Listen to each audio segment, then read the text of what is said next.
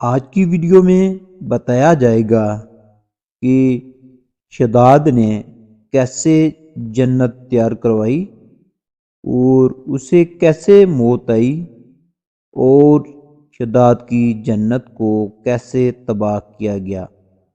محترم ناظرین، آگے بڑھتے ہوئے اگر آپ نے ہمارے چینل کو سبسکرائب نہیں کیا تو سبسکرائب کر دیجئے۔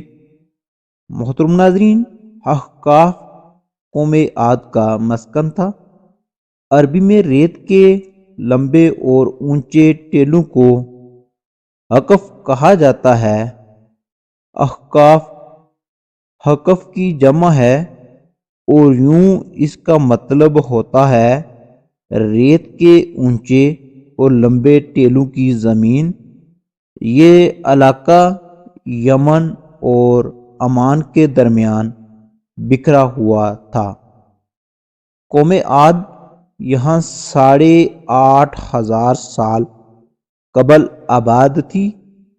اللہ تعالیٰ نے انہیں سرسبز کھیتیاں بھی دے رکھی تھیں، جانور بھی، پانی بھی اور وافر خوراک بھی۔ نعمتوں کی اس فراوانی نے انہیں بھٹکا دیا۔ وہ اللہ کے باغی ہو گئے۔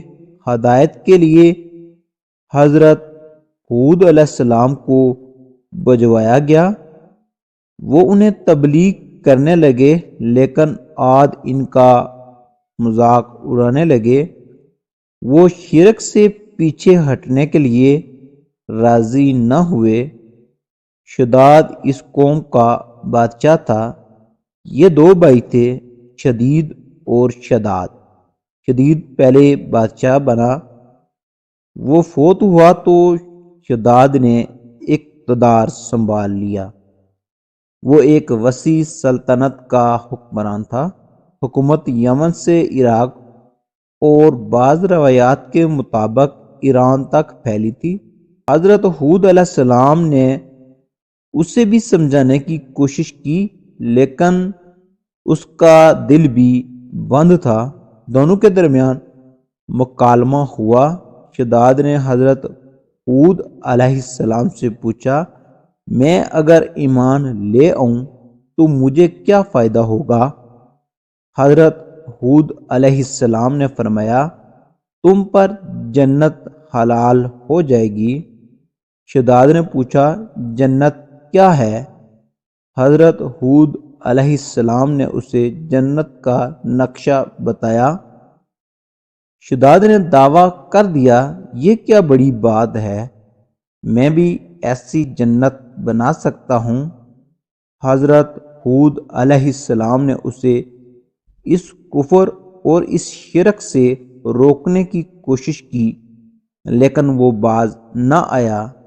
اس نے سلطنت کے تمام بڑے معمار اکٹھے کیے اور احقاف میں ارم کے مقام پر 20 کوس لمبی اور چوڑی جنت بنوانی شروع کر دی۔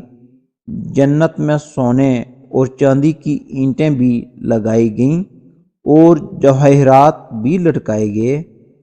اس نے شہد، دودھ اور پانی کی نہریں بھی رواں کر دیں اور دنیا جہاں کے درخت، پودے اور پھول بھی لگوا دیے۔ قوم عاد بلند ستونوں پر محلات بنانے کی ماہر تھی۔ شداد کی ارم یعنی جنت میں یہ فن عروج پر تھا۔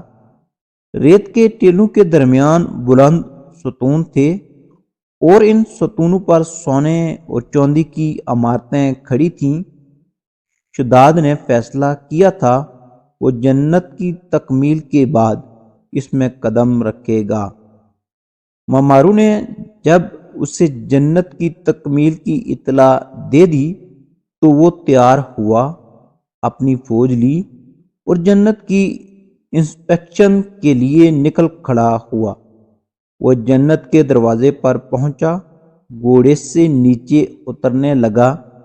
ابھی اس کا ایک پاؤں زمین اور دوسرا گھوڑے کی رکاب پر تھا کہ ملک الموت آ گیا۔ شداد نے اس سے صرف جنت میں قدم رکھنے کی مہلت مانگی، لیکن فرشتے کا جواب تھا، اللہ تعالیٰ کا حکم ہے میں تمہیں تمہاری جنت میں قدم نہ رکھنے دوں۔ وہ بہت گڑ گڑایا، لیکن ملک الموت نے اس کی جان قبض کر لی۔ وہ زمین پر دوسرا قدم نہ رکھ سکا۔ شداد کی موت کے بعد حضرت جبریل امین نے چیخ ماری اور شداد کی پوری جنت زمین میں دھنس کر غائب ہو گئی۔ شداد کا انجام قوم عاد کے لیے کافی تھا، لیکن جب انسان کی عقل پر غرور کا پردہ پڑتا ہے تو شداد ہو یا شدید، اسے کسی کا انجام دکھائی نہیں دیتا۔ حضرت ہود علیہ السلام قوم کو شداد کا انجام بتا بتا کر ڈراتے رہے، لیکن عاد نہ مانے، یہاں تک کہ وہ مایوس ہو گئے۔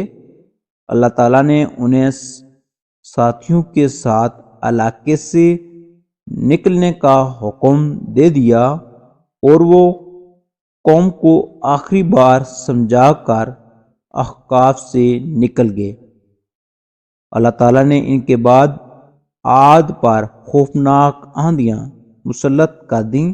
وہ آندیاں 7 راتیں اور 8 دن چلتی رہیں، یہاں تک کہ پوری قوم اپنے بلند ستونوں اور سونے اور چاندی کی عمارتوں سمیت زمین میں دفن ہو گئی۔